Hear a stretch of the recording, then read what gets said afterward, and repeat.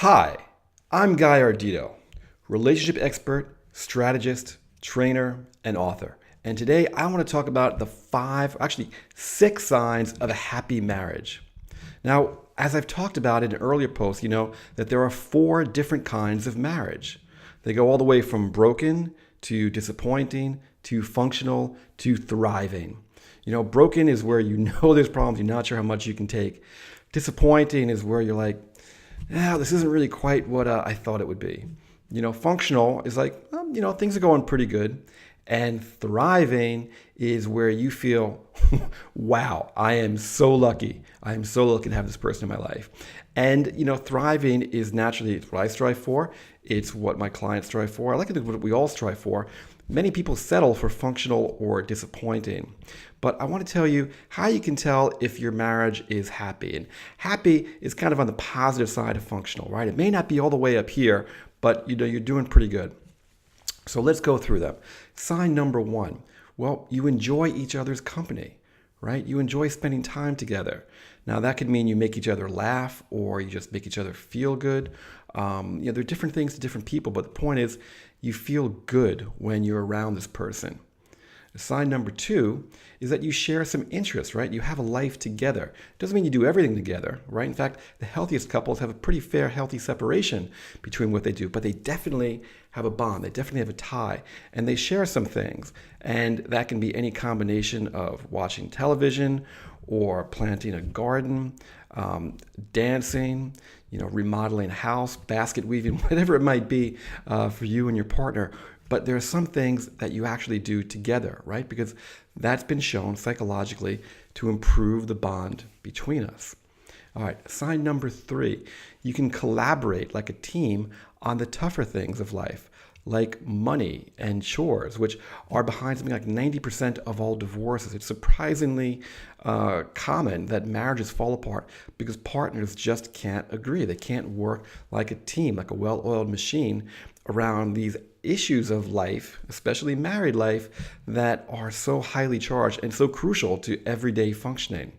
So that's sign number three. You can collaborate well on money and chores. Sign number four is trust. And trust comes in a few different forms, right? An important part of trust is that you know that your partner has got your back, right? So if you're sick or injured, you need help, you know that they're going to come to your aid and that they're going to take care of the things that need to get taken care of. It's also trust that you can speak your mind, right? That you feel comfortable around them and you know that you're working together, that you're collaborating, that you can say what you're thinking about, even something that may not come across as happy or supportive. If you're not happy about how they did something, and if you've been married, and which I probably are, and if you have kids, which I certainly know I do, then you know that there are going to be some times when you don't exactly see eye to eye, right? And you want to be able to bring this up. If you feel like you can't say anything to your partner about what you're unhappy with, that's a major, major problem. Because if you can't say that you're unhappy, for example, about the way they disciplined or maybe didn't discipline the kids, then you're not going to be able to talk about bigger issues between the two of you. All right, that's four. The fifth sign of a happy marriage is vulnerability, right? And this is where you're going to step beyond trust, because a marriage is unlike any other relationship in your life because it has that aspect of emotional and physical intimacy, right? Really being able to be vulnerable, to open up, to share your deepest fears, your deepest desires. And certainly that's something that you might be able to do with a really, really super close friend as well.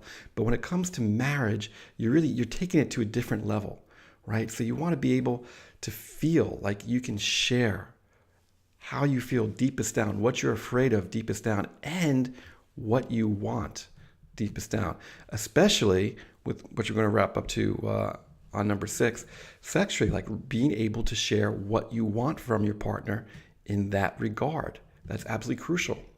And that brings us to number six of the six signs of a happy marriage, and that is attraction, right? Marriage is more than a friendship. Marriage is a union, and there's a sexual quantity to that. So when you are attracted to your partner, when you stay attracted to your partner, they're attracted to you, it takes your marriage to a whole other level, right? So many times people get distracted by life, or we stop taking care of ourselves and our attraction level goes down. And that's the harbinger, frankly, of bad things. It's a crucial component of marriage. But couples who manage to maintain their love at a high level through their lives maintain that high level of attraction to each other, right?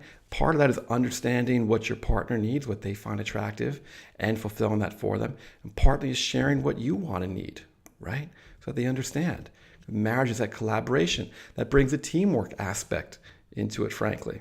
So there you have it. Again, there are many things to cover, but I wanted to keep this brief and succinct. The 6 signs of a happy marriage. Number 1, you enjoy each other's company. Number 2, you share some interests and actually work on them together. Number 3, you collaborate well on life's more difficult challenges like money and chores.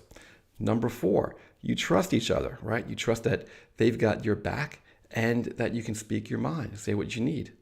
Number 5, emotional vulnerability. You can share your deepest desires, your deepest fears, your deepest needs with them.